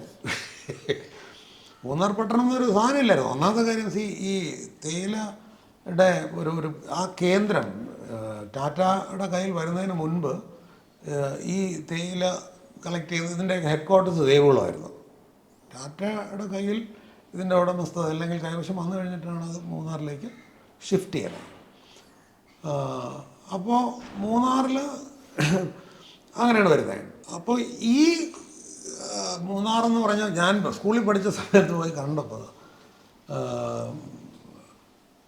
അവിടെ ഒരൊറ്റ സിംഗിൾ ടിൻ ഷീറ്റിട്ട ഒരു പെട്ടിക്കട മാത്രമുണ്ട്, ഒറ്റ പെട്ടിക്കട. അതെന്ന് വെച്ച് കഴിഞ്ഞാൽ അവിടെയുള്ള ഈ തോട്ടം തൊഴിലാളികൾക്ക് വെള്ളിയാഴ്ച ശമ്പളം കിട്ടും. അപ്പോൾ ഇവർ വന്ന് അവരുടെ അരിയും പലഹാരവും വാങ്ങാൻ, പലവ്യഞ്ജനവും വാങ്ങാൻ വേണ്ടിയിട്ട് ഉള്ള ടാറ്റ തന്നെ കെട്ടിക്കൊടുത്ത ഒരു കുഞ്ഞ് സാധനം. ഇതല്ലാതെ അവിടെ ഒരു കെട്ടിടവും ഇല്ല. അപ്പോൾ പിന്നെ ഇവിടുത്തെ മൂന്നാർ പട്ടണം അങ്ങ് നശിച്ചു പോകുമെന്ന് പറഞ്ഞാൽ പറയില്ല. അത് അങ്ങനെ ഒരു സാധനം ഉണ്ടായല്ല, നമ്മളൊക്കെ കൂടെ കൃത്രിമമായി ഉണ്ടാക്കിയാണ്. അതിൻ്റെ കഥ എനിക്കറിയാം. ആ കെട്ടിടം ഇപ്പോഴും ഉണ്ടോ? രാജേന്ദ്രൻ്റെ കെട്ടിടം അത് പിന്നെ പൊളിച്ചില്ലല്ലോ. രാജേന്ദ്രൻ്റെ കെട്ടിടം പിന്നെ പൊളിച്ചു അന്ന്. കാരണം ഞാൻ ഈ 2ാമത്തെ നിലവാരം പോലും എത്തിയില്ലല്ലോ. അപ്പോൾ ഈ പ്രതിപക്ഷ നേതാവായിരുന്ന സമയത്താണല്ലോ VS ആയിട്ടുള്ളൊരു ബന്ധം നിങ്ങളുടെ ഊഷ്മള വന്ന് ലോട്ടറി ബന്ധപ്പെട്ട് എങ്ങനെയായിരുന്നു നിങ്ങളുടെ ഒരു ബന്ധത്തിൻ്റെ തുടക്കം? ലോട്ടറി ഡയറക്ടർ ആയിരുന്ന സമയത്ത് കേരളത്തിലെ സ്റ്റേറ്റ് ഗവൺമെൻറ്റിൻ്റെ ലോട്ടറികളുടെ വിൽപ്പന കുറയുന്നു. ഇവിടെ കുറേ അന്യസംസ്ഥാനങ്ങളുടെ പേരിൽ ലോട്ടറികൾ അധികം നടക്കുന്നു എന്നുള്ളതാണ്. അപ്പോൾ ലോട്ടറി ഡയറക്ടർ എന്നുള്ള നിലയ്ക്ക് എൻ്റെ തുടക്കം എന്ന് പറയുന്നത് എന്തുകൊണ്ടാണ് കേരള ലോട്ടറി ടിക്കറ്റ് കുറയുന്നത്. അതിനെ തുടർന്ന് അന്വേഷിച്ച് വന്നപ്പോഴാണ് ഈ അന്യസംസ്ഥാന ലോട്ടറികൾ ഒന്ന് കേരള സർക്കാരിൻ്റെ നിയമപരമായ അനുമതി വാങ്ങിയിട്ടല്ല വിൽക്കുന്നത്. അപ്പം അന്നത്തെ ചട്ടങ്ങളനുസരിച്ച് നിയമം വാങ്ങണമായിരുന്നു. അത് ചെയ്തിട്ടില്ല. പിന്നെ അതിൻ്റെ അടുത്ത ഘട്ടത്തിൽ സൂക്ഷ്മമായ പരിശോധന നടത്തിയപ്പോൾ ഇതിൽ ഒരുപാട് നിയമലംഘനങ്ങൾ, കേന്ദ്ര ലോട്ടറീസ് നിയമത്തിലെ നിബന്ധനകൾ പാലിക്കാതെ നടക്കുന്ന ലോട്ടറികൾ ഒരു കോഗ്നിസിബിൾ ഒഫൻസാണ്. ആ ഒരുപാട് നിയമലംഘനങ്ങൾ അതിനകത്ത് കാണാൻ പറ്റി. ഇത് രണ്ടുമാണ് അതിൻ്റെ തുടക്കം. പക്ഷേ ഇപ്പുറത്തെ വശത്തോട് നമ്മൾ കാണുന്നതോ, ഈ ലോട്ടറികളിൽ ഈ അന്യസംസ്ഥാന ലോട്ടറികളിലും അന്യസംസ്ഥാന ഓൺലൈൻ ലോട്ടറികളിലും ആകൃഷ്ടരായി അഡിക്റ്റഡായി ഏതാണ്ട് 140-150 പേരുടെ ആത്മഹത്യയാണ് റിപ്പോർട്ട് ചെയ്യപ്പെടുന്നത്. അങ്ങനെയാണ് ഈ ലോട്ടറികളിൽ നിന്ന് സംസ്ഥാനത്തിലുള്ള സാധാരണക്കാരെ രക്ഷിക്കണം എന്നുള്ള ഒരു ഉദ്ദേശത്തോടെയാണ് അതിനകത്ത് തുടങ്ങുന്നത്. ഞാനൊരു എന്താ പറയുക, ഒരു പബ്ലിക് നോട്ടിഫിക്കേഷൻ കൊടുക്കുകയായിരുന്നു. ഇതിൻ്റെ നിയമസാധുത പരിശോധിക്കപ്പെട്ടിട്ടുള്ളതല്ല, അപ്പോൾ നിങ്ങൾ വഞ്ചിക്കപ്പെടാൻ സാധ്യതയുണ്ട് എന്ന് പബ്ലിക്കിന് ഒരു നോട്ടീസ് കൊടുത്തു. അപ്പോൾ അത് പബ്ലിക്കിനെ വോൺ ചെയ്യാമെന്നുള്ളൊരു ഉദ്ദേശത്തിന് അപ്പുറം ഇതിൻ്റെ പുറകിൽ യഥാർത്ഥത്തിലുള്ള ആൾക്കാർ ഇപ്പോൾ പുറത്തു വരും. അവർ വരികയും ചെയ്തു. അവരത് അപ്പോൾ തന്നെ ഹൈക്കോടതിയിൽ പെറ്റീഷനുമായിട്ട് യഥാർത്ഥ ആൾക്കാർ വരെയായിരുന്നു. അങ്ങനെയാണ് അത് തുടങ്ങുന്നത്. പിന്നെ ഇനീഷ്യൽ ലീഗൽ ആയിട്ട് നമുക്ക് അതിൻ്റെ സിംഗിൾ ബെഞ്ചിൻ്റെ വിധി നമുക്ക് അനുകൂലമായിട്ട് തന്നെയാണ് വന്നത്. ആണ്. അപ്പോൾ ഈ ഘട്ടത്തിലാണ് ഒരു ദിവസം ഈ KM ഷാജഹാൻ എന്നെ കാണാനായിട്ട് ലോട്ടറീസ് ഡയറക്ടറേറ്റ് ഓഫീസിൽ വന്നു. അപ്പോൾ ഷാജഹാൻ ആവശ്യപ്പെടുന്നത് ഈ ലോട്ടറി കേസുകളുമായി ബന്ധപ്പെട്ട സത്യവാങ്മൂലങ്ങളും മറ്റതിൻ്റെയൊക്കെ കോപ്പി കിട്ടിയാൽ കൊള്ളാമെന്നുണ്ട്. അത് VS-ന് ഈ നേർക്കുനേർന്ന മറ്റു പറഞ്ഞിട്ട് പുള്ളിയുടെ ദേശാഭിമാനിലൊരു കോളമുണ്ട്, അതിനകത്ത് എഴുതാനാണ്. പിന്നെ നാട്ടുകാരെ കാര്യം ബോധവൽക്കരിക്കാനാണ് അത് പറഞ്ഞത്. അപ്പം ഞാൻ പറഞ്ഞു ഏതായാലും പ്രതിപക്ഷ നേതാവ് രേഖാമൂലം ചോദിച്ചാൽ ഞാൻ തരാൻ ബാധ്യസ്ഥനാണ്, അപ്പോൾ അതുകൊണ്ട് ഞാൻ തരാം എന്ന് പറഞ്ഞിട്ട് എഴുതി റിക്വസ്റ്റുമായിട്ട് ഷാജഹാൻ വന്നു. ഞാനത് കൊടുത്തു കഴിഞ്ഞിട്ട് ഒരു പക്ഷേ ആ കൊടുത്ത രേഖകളൊക്കെ വെച്ചിട്ട് ഷാജഹാൻ VS-നെ ബ്രീഫ് ചെയ്തായിരിക്കാം. അപ്പോൾ VS-നെ ബ്രീഫ് ചെയ്യൽ എന്ന് പറയുന്നത് അത്ര എളുപ്പമല്ല. കാരണം വളരെ സൂക്ഷ്മമായ ചോദ്യങ്ങൾ നമ്മൾ ഫേസ് ചെയ്യണം, ഏത് വിഷയമാണെങ്കിലും. അപ്പോൾ അതൊരു പക്ഷേ ഷാജഹാന് ചോദ്യങ്ങൾക്ക് വേണ്ട ഉത്തരം പറയാൻ പറ്റാത്തൊരവസ്ഥ ഉണ്ടാകൊണ്ടായിരിക്കാം ഷാജഹാൻ എന്നെ ഇത്തിരി ഡെസ്പറേറ്റായിട്ട് വിളിച്ചു, ഒന്നിവിടം വരെ വരാമോ, VS-ന് അതിൽ വേറെ ചില സംശയങ്ങളും കാര്യങ്ങളും ഡിസ്കസ് ചെയ്യാനാണ് എന്ന് പറഞ്ഞു. അങ്ങനെയാണ് ഞാൻ അദ്ദേഹത്തെ പോയി കാണാൻ പോകുന്നത്. അത് ഞാനത് പറയുന്നുണ്ട്. പിന്നെ അവിടെ ചെന്നപ്പോൾ എൻ്റെ വിചാരം ഇത് ഓൾറെഡി വളരെയധികം കള്ളപ്പണവും അഴിമതിയും ഉള്ളൊരു കേസാണ്. അപ്പോൾ അതുമായി ബന്ധപ്പെട്ട കാര്യങ്ങളായിരിക്കും VS-ന് ചോദിക്കാനുണ്ടെന്നാണ് ഞാൻ വിചാരിച്ചത്. പക്ഷേ ഞാനവിടെ ചെല്ലുമ്പോൾ എന്നെ സർപ്രൈസ് ചെയ്ത കാര്യം എന്ന് വെച്ച് കഴിഞ്ഞാൽ VS അതൊന്നും അല്ല ചോദിക്കുന്നത്. എങ്ങനെയാണ് ഈ സാധാരണ ചോട്ടുതൊഴിലാളി അല്ലെങ്കിൽ ഓട്ടോറിക്ഷ തൊഴിലാളി, ഈ ഒരു നിശ്ചിത ഡെയിലി വേജസിൽ ജീവിക്കുന്ന മനുഷ്യൻ ആത്മഹത്യയിലേക്ക് പ്രേരിക്കപ്പെടുന്നത് എങ്ങനെയാണ്, അതിൻ്റെ ആ മെക്കാനിക്സ് എന്താണ്, അതാണ് സൂക്ഷ്മമായിട്ട്. അപ്പോൾ അത് ഞാൻ അതാണ് ഞാൻ VS-ന് ആദ്യമായിട്ട് സംസാരിക്കുന്ന വിഷയം. അപ്പോൾ ഞാൻ വളരെ സർപ്രൈസ്ഡായി. കാരണം ഇപ്പോൾ VS എന്ന് പറയുന്ന വ്യക്തിയെക്കുറിച്ച് വളരെ കർക്കശക്കാരനും മുഷ്കനും ഒക്കെ ആയിട്ടാണ് ഞാൻ കേട്ടിട്ടുള്ളത്. ഈ മനുഷ്യൻ ഈ ഭരിച്ച ആൾക്കാർ അല്ലെങ്കിൽ ആ പാവപ്പെട്ട തൊഴിലാളികളുടെ കുടുംബത്തിൻ്റെ അവസ്ഥ ഒക്കെ പറയുമ്പോൾ അദ്ദേഹത്തിന് വളരെ പെയിൻഫുള്ളായിട്ടാണ് തോന്നി, വളരെ ജെനുവിനായിട്ടാണ് എന്നെ ചോദിച്ചത്. ഏതാണ്ട് കുറച്ച് നേരം ഞങ്ങൾ സംസാരിച്ചു. അത് കഴിഞ്ഞിട്ട് പോയി. കരുനാഗപ്പള്ളിയിലെ ഓട്ടോ ഡ്രൈവറിൻ്റെ ഒക്കെ വിഷയം പ്രത്യേകിച്ച് അത് പറഞ്ഞപ്പോഴാണ് ഈ ശരിക്കും അങ്ങ് തൊണ്ട ഇടറിയോ എന്ന് എനിക്ക് തോന്നി. വളരെ ജെനുവിനായിട്ടാണ് പുള്ളി ചോദിച്ചത്. ആ സമയത്ത് സാറിന് സാന്റിയാഗോ മാർട്ടിൻ ഉൾപ്പെടെയുള്ളവരുടെ ഭീഷണി കോൾ ആദ്യമായിട്ട് വന്നൊരു സംഭവം പറഞ്ഞല്ലോ, പിന്നീട് ഭീഷണികൾ ആവർത്തിച്ചായിരുന്നു. ഇത് ഭീഷണി പലതരത്തിൽ വരും. ആദ്യം എനിക്ക് വരുന്നത്, ഞാനത് പറഞ്ഞിട്ടുണ്ടെന്നാണ് തോന്നുന്നത്, ഇങ്ങനെ എനിക്കൊരു കോൾ തന്നെ വരായിരുന്നു. അത് സൂക്ഷിക്കണം, വളരെ സ്നേഹപൂർവ്വം എന്നെ ഉപദേശിക്കുന്നതായിട്ട്, പക്ഷേ ഒരു സ്ട്രേഞ്ചറാണ്. അങ്ങനെ ഒരു ഇൻസിഡൻ്റ് ഉണ്ടായി ആദ്യമായിട്ട്. പിന്നെ ആ ഇൻസിഡൻറ്റ് ഞാനിതിൽ എഴുതിയിട്ടുണ്ടോയെന്ന് അറിയില്ല. കുറച്ച് മുമ്പോട്ട് പോയപ്പോൾ എറണാകുളം ഗസ്റ്റ് ഹൗസ് എന്ന് പറയുന്നത് ഇപ്പം നമ്മുടെ TV ഇപ്പോൾ പുതിയ ബിൽഡിംഗ് വന്നിട്ടില്ല, അതിന് എതിർവശത്തിരിക്കുന്ന PWD ഗസ്റ്റ് ഹൗസിൻ്റെ താഴത്തെ 10 നിലയാണ്. അപ്പോൾ അതിൽ താഴെയുള്ള മുറിയാണ് ഞങ്ങളുടെ ഓഫീസായിട്ട് ഉപയോഗിച്ചിരുന്നത്. അവിടെ ഇരുന്നാണ് സത്യവാങ്മൂലങ്ങൾ തയ്യാറാക്കലും ഒക്കെ. അപ്പോൾ അവിടെയാണ് ഈ അജിത് പ്രകാശ് വക്കീൽ വരും, ഞങ്ങൾ അവിടെ ഇരുന്നാണ് തയ്യാറാക്കുന്നത്. ആ സമയത്ത് ആ ഗസ്റ്റ് ഹൗസിലെ ഒരു ജീവനക്കാരൻ ഒന്ന് പറഞ്ഞു, സാറേ രാവിലെ തൊട്ട് റോഡിൻ്റെ പുറത്ത് ഒരു മോട്ടോർ ബൈക്കിൽ ഒരാൾ ഇങ്ങനെ ഇരുന്ന് ഈ മുറിയുടെ അകത്തേക്ക് നോക്കുന്നുണ്ട്. അപ്പോൾ അത് പറഞ്ഞ ഉടനെ അജിത് പ്രകാശ് ഉടനെ ചാടി ഇറങ്ങി പോയി നോക്കി, അയാളുടെ നമ്പർ കിട്ടി. അജിത്ത് ചെന്നപ്പോൾ തന്നെ ബൈക്ക് എടുത്തുകൊണ്ട് പോയി, ഒരു ബുള്ളറ്റായിരുന്നു. അപ്പോൾ ഞാനെന്ത് ചെയ്യുമെന്ന് വെച്ച് കഴിഞ്ഞാൽ, ഇതിനു മുമ്പ് ഞാൻ ലോട്ടറീസ് ഡയറക്ടറായിരുന്നല്ലോ, അപ്പോൾ അല്ല ഫിഷറീസ് ഡയറക്ടറായിരുന്നു. ഫിഷറീസ് ഡയറക്ടറേറ്റിൽ ഒരു മറൈൻ എൻഫോഴ്സ്മെൻറ്റ് ആൻഡ് വിജിലൻസ് ഒരു ഭാഗമുണ്ട്. അപ്പോൾ 750 പോലീസുകാർ, ഡയറക്ടർ കൺട്രോൾ. അപ്പോൾ അതിലൊരു DYSP ഞാൻ വിളിച്ചിട്ട് ഇങ്ങനെ ഈ നമ്പർ വന്ന് ട്രേസ് ചെയ്യാമോ, ആരുടെയാണ് എങ്ങനെയാണ് എന്ന് നോക്കി. അപ്പോൾ റോയ് ജോസഫാണ്. റോയ് അത് ഏർപ്പാടാക്കി. പോലീസുകാർ ആ ആളെ എടുത്തു. അപ്പോൾ അത് ഈ തമ്മനം ഷാജി എന്ന് പറയുന്ന അവരുടെ കൂട്ടവുമായി ബന്ധപ്പെട്ട ആരോ ആണ് എന്ന് പോലീസിന് കണ്ടുപിട്ടി. പക്ഷേ ആരാണ് അവരവിടെ നിയോഗിച്ചതെന്നുള്ളത് അവർ പറഞ്ഞില്ല. എന്തായാലും പോലീസുകാരൻ എന്നോട് പറഞ്ഞു, സൂക്ഷിക്കണം സാറ്. അങ്ങനെ ഉണ്ടായി, അത് അതിൻ്റെ കൂടെ ഉള്ളതാണ്.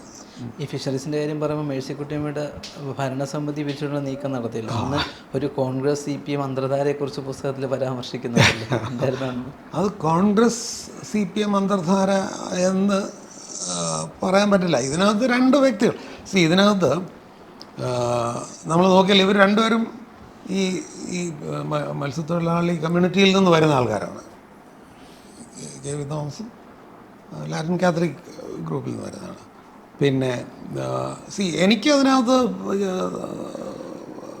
ഇടപെടേണ്ട തോന്നിയത്, ഈ കേരളത്തിലുള്ള മത്സ്യത്തൊഴിലാളി സഹകരണ സംഘങ്ങളെല്ലാം ഒരു ഡിസ്ഫങ്ഷനിലായിട്ട് കുറേ കാലമായി.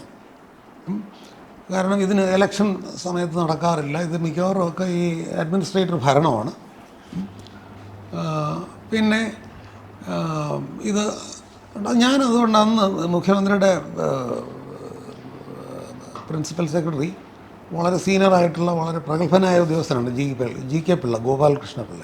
അപ്പം ഞാൻ അദ്ദേഹത്തോട് പറഞ്ഞു, സാറേ ഇത് പിരിച്ചുവിടുന്നതല്ലേ നമ്മൾ വെറുതെ ഇങ്ങനെ കൊണ്ട് നടക്കുന്നതിൽ എന്താ അർത്ഥം? അപ്പോൾ പുള്ളിയാണ് പറഞ്ഞത്, സുരേഷ് ഒരു കാര്യം ചെയ്ത്, സുരേഷ് പറ്റുകയാണെങ്കിൽ ഞാൻ അപ്പോൾ ഈ ഫിഷറീസ് ഡയറക്ടർ തന്നെയാണ് registrar of cooperative societies, fisheries സംഘങ്ങളെ സംബന്ധിച്ച്. ഒരു എലക്ഷൻ നടത്തും. ഞാനാണ് എലക്ഷൻ നടത്തിയത്. എലക്ഷൻ നടത്തി കൂടുതൽ സംഘങ്ങളും ഇടതുപക്ഷം ഇതിന് കിട്ടി. അപ്പോൾ അതിൽ നിന്ന് തിരഞ്ഞെടുത്ത് വന്നതായിരുന്നു മേഴ്സിക്കുട്ടിയമ്മ. അപ്പോൾ മേഴ്സിക്കുട്ടിയമ്മയുടെ നേതൃത്വത്തിൽ ഭരണസമിതി ഏറ്റെടുത്തു. കാര്യങ്ങൾ മുമ്പോട്ട് പോവാണ്. അപ്പോൾ കുറച്ച് അങ്ങോട്ട് മൂവ് ചെയ്തപ്പോൾ,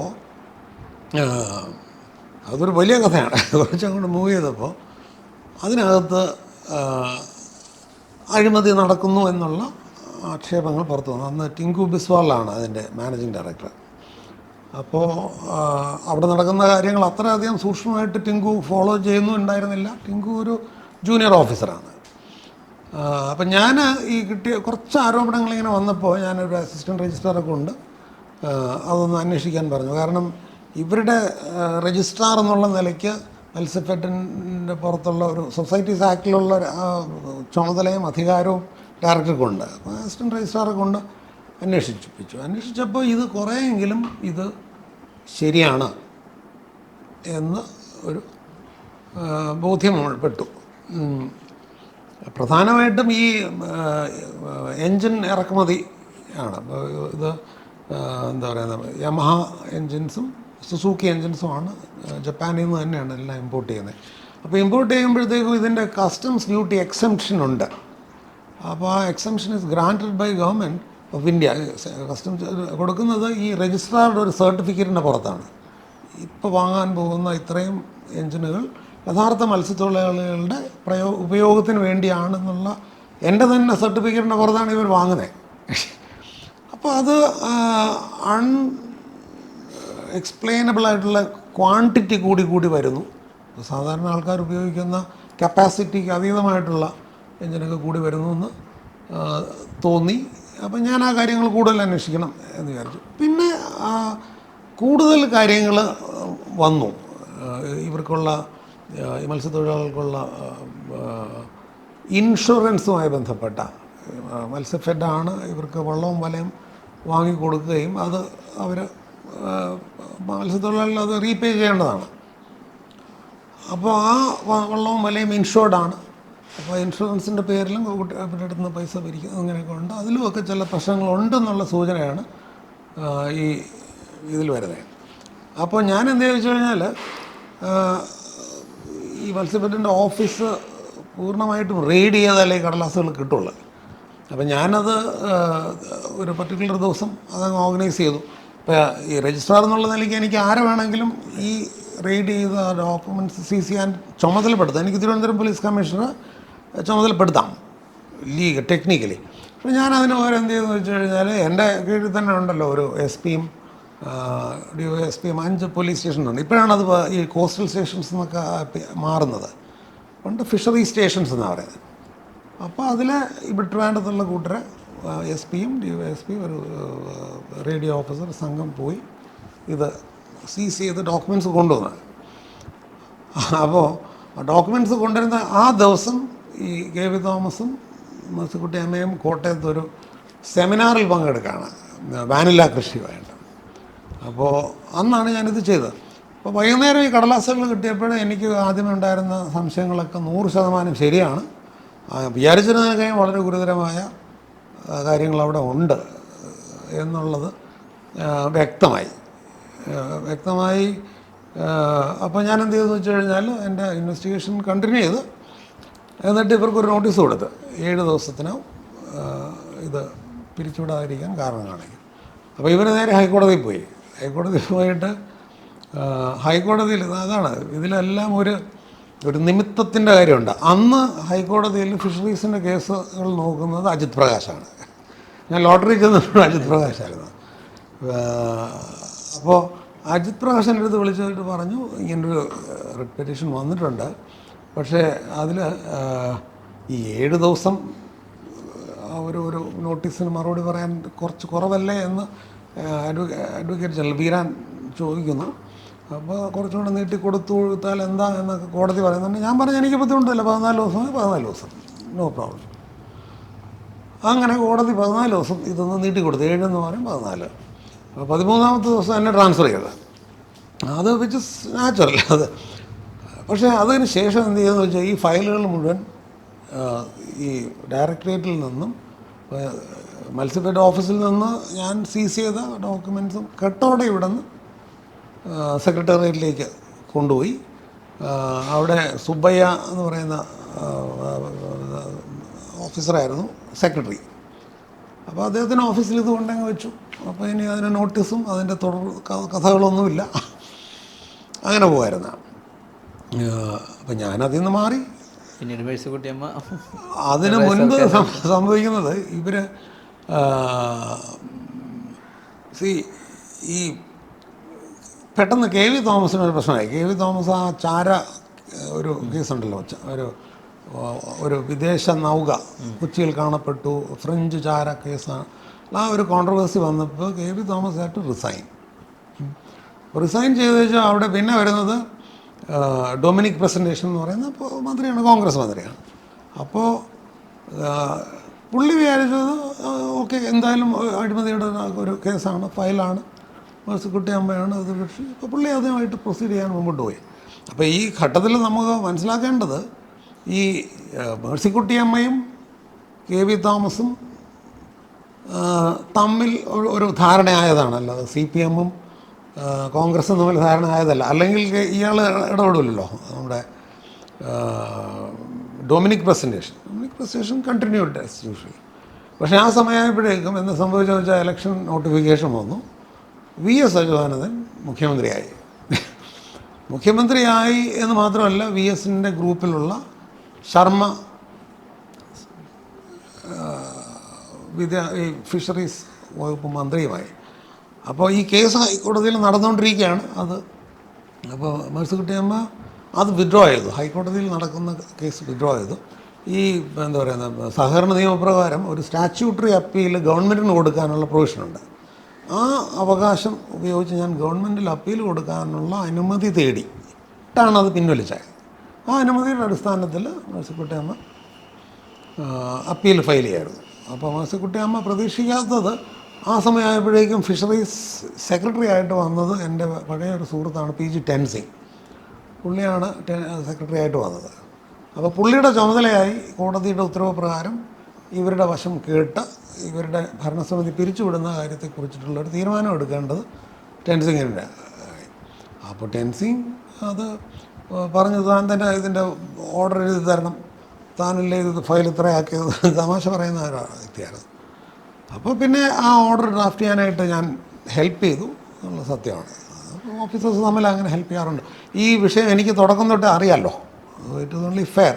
ഇപ്പോൾ ഞാനല്ല വേറൊരാളാണെങ്കിലും ടെൻസിങ് ഷുഡ് ഹാവ് കൺസൾട്ടഡ്. താഴെ നിന്ന് അതിൻ്റെ ഡയറക്ടർ ഓഫ് പ്രൊസീഡിങ്സ് മുഴുവൻ ഒന്ന് പഠിച്ചിട്ട് നമ്മളൊരു ഹയർ ലെവൽ തീരുമാനം എടുക്കുന്നതാണ് എപ്പോഴും നല്ലത്.